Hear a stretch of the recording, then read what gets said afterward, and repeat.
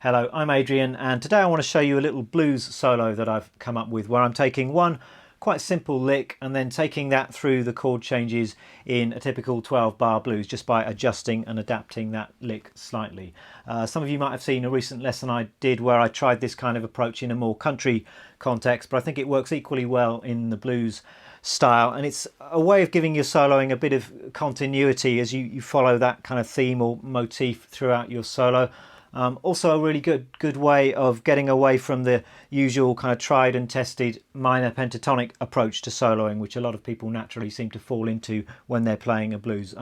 In this solo I'm not really thinking about scales as such, I'm thinking much more about chord tones and following those chord tones through a chord progression. So let me explain what's going on here. Well, we're dealing with a 12-bar blues in the key of A here, and I'm going to start by just showing you the basic lick, which I then take and develop over the course of those 12 bars. And the basic lick is really very simple. It just goes something like this.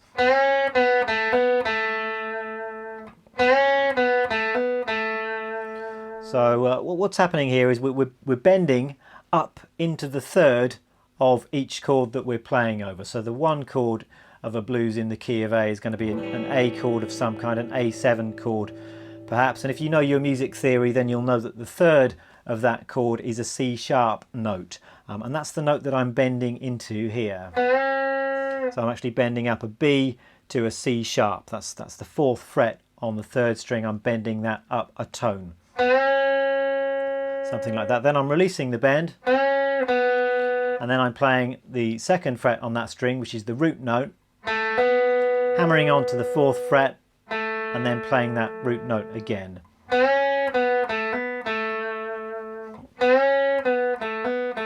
So just to try and make sure that bend is as in tune as possible. So we're bending from the B up to a C sharp. That's what the bent note should sound like. So you just want to bend until that's in tune. You don't want to be bending sharp or flat. You just want to try and get it spot on. And if you need to, you can just play that note at the 6th fret just to give you a pitch kind of reference point. About like that. So that's our basic lick, and it's worth being aware of the functions of these different notes as well. If we're playing over the 1 chord, over the A chord, our index finger here is covering the root note. This is the A. We've got the 2nd degree of the A scale there at the 4th fret, and then the 3rd is at the 6th fret. That's the note we're bending up to. So we got root, 2nd, 3rd. Then all I'm really doing is taking that round the other 2 chords in a 12-bar blues. So over the 4 chord, over a D, I've got a D note here, my root, 2nd, bend up there to the 3rd, fits over the D chord, over the 5 chord, E7 or E kind of chord of some kind. I've got an E root here, 2nd,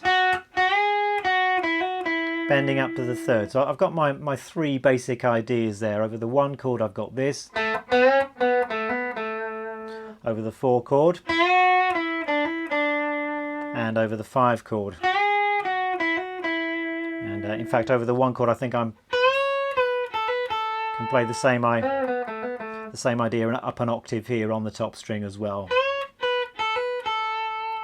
So that's the basic idea, and you can hear how melodic it is and how that each of those licks really outlines the sound of those chords. We're targeting the 3rd in each of those chords. It's the C sharp in in an A7 chord, the F sharp in a D7 chord, and the G sharp in an E7 chord. So it's really melodic sounding, and those thirds are giving you notes which aren't found in the minor pentatonic scale. That's the important thing here, I think, is that it really gets you away from that sort of typical minor pentatonic sound, and adds a bit of extra sweetness, I think, when you take this kind of approach. And it actually works quite well when you combine it with some of that good old minor pentatonic stuff as well.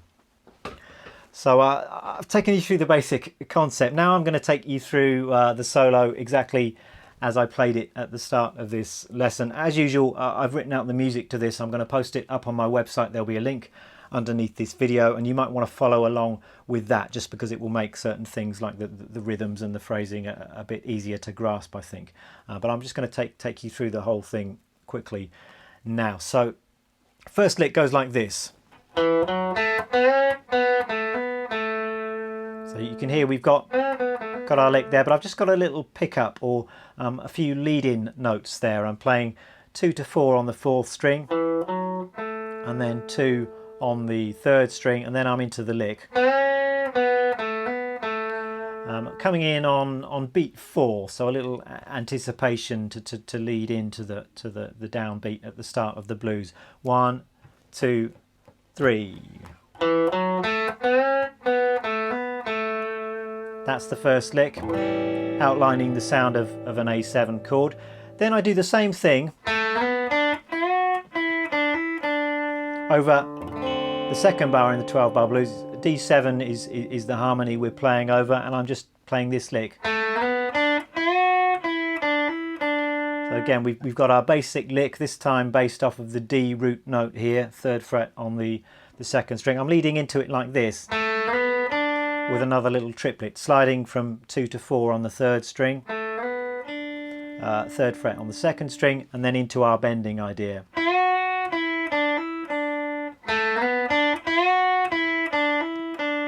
I'm kind of hammering on there, actually. I don't know if I mentioned that in the previous lick, but I'm hammering on in that last triplet.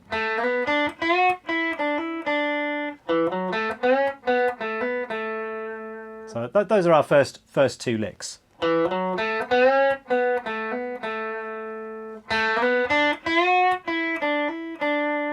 Then I'm back really to the initial idea. I'm just varying it slightly.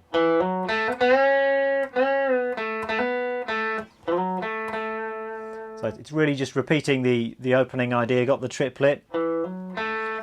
This time I'm bending twice, bending again, releasing the bend, going to the 2nd fret on the 3rd string, then a little quick hammer on into the 4th fret from 2nd to 4th fret on the 3rd string, back to the root note, then sliding into the 4th fret on the D string, and playing that A root note twice. So 2, 3.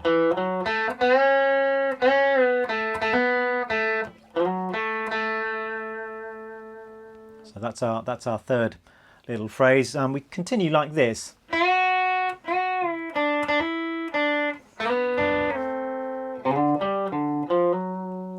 This is happening over bars 5 and 6 of the 12-bar blues. So over D7 kind of a sound, we've got this.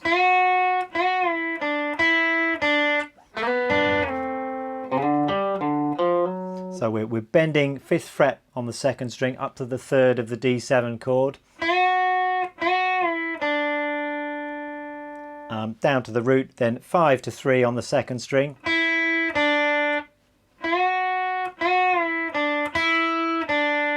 and then got a little sort of double stop sliding idea. I'm sliding up to the 4th fret on the 3rd string, and then I'm playing the 3rd fret on the 2nd string, and just sliding that down a couple of frets. So again, just outlining the sound of the D7 chord. Then I'm going down a bit lower and playing this. So that's the 5th fret on the 5th string, playing that with my 3rd finger, rolling over to the 5th fret on the 4th string, and then back to the 1st note again, and then a little a quick hammer on from the 3rd fret to the 4th fret on the 4th string, again targeting the 3rd in that D7 chord, the F sharp. So if I just play all of that phrase, 2, 3, 4.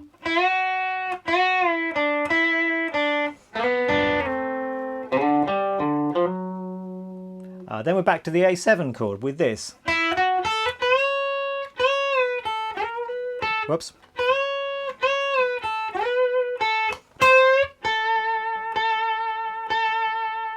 Something like that. So we've got our basic lick. This time it's up an octave.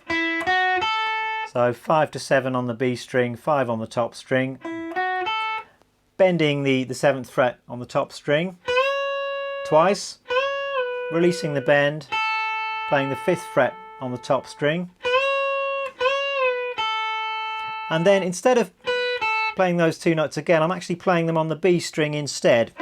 So it's the same notes as you find at the 7th fret and the 5th fret on the top string, but instead of doing this, I'm doing this. I don't quite know why I did that. I think I just like that big slide up to the 12th fret, and it just again adds a bit of extra interest, I think. So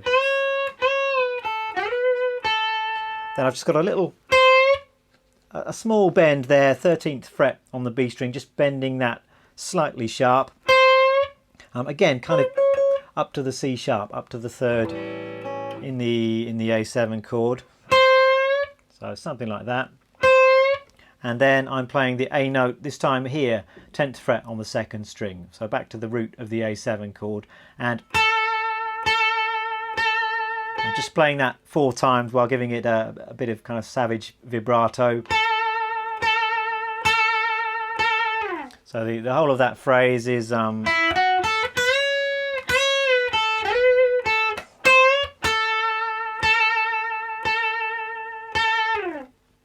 then we're into the last 4 bars. We've got the 5 chord makes an appearance now, and I play this lick.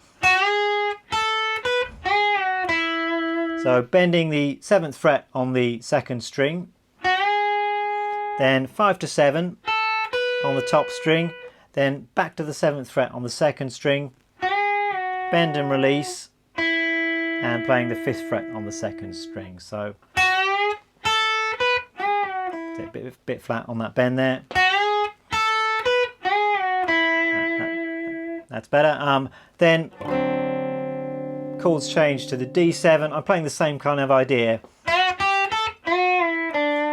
I think just to add rhythmic interest, with that bar I'm coming in on beat 2. So over the 5 chord I'm coming in on beat 1. 1, 2, 3, 4, 1, 2. But really playing the same idea over the D7 chord, bending at the 5th fret. Coming back to the root note with my index finger, and then just the turn around at the very end, we've got this.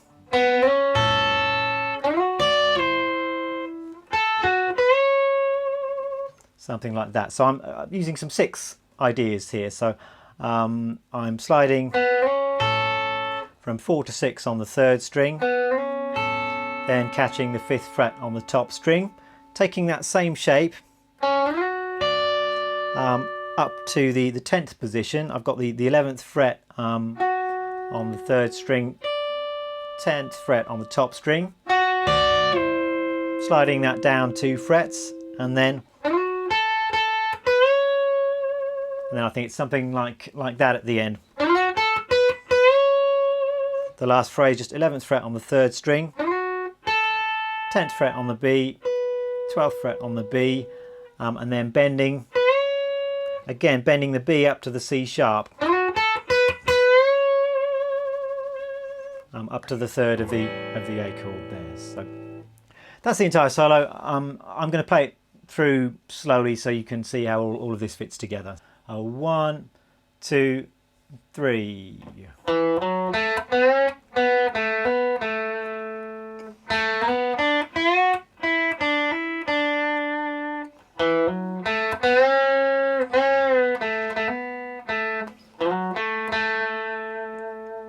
3, 4.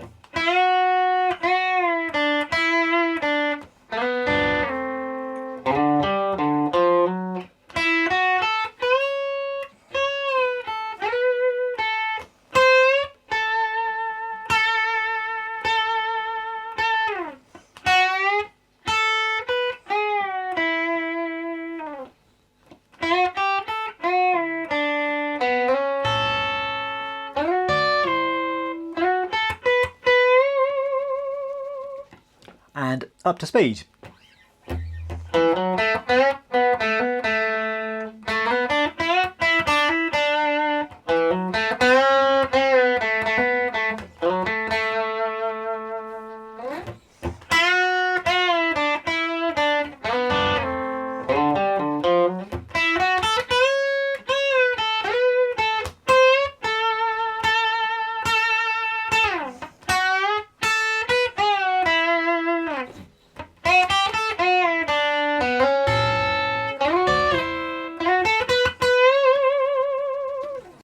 Well, there we are. Up to you how you approach learning this solo. You can either learn it note for note exactly as I play it, or you could just learn your favourite parts of it, or even just learn that basic lick and have a mess around with it. See if you can bring it into your own playing in some way. But I hope you found this lesson inspiring. Hope it's given you some ideas to think about and that you can bring into your own playing. Have fun, and I hope to see you again for some more guitar lessons very soon. Bye bye.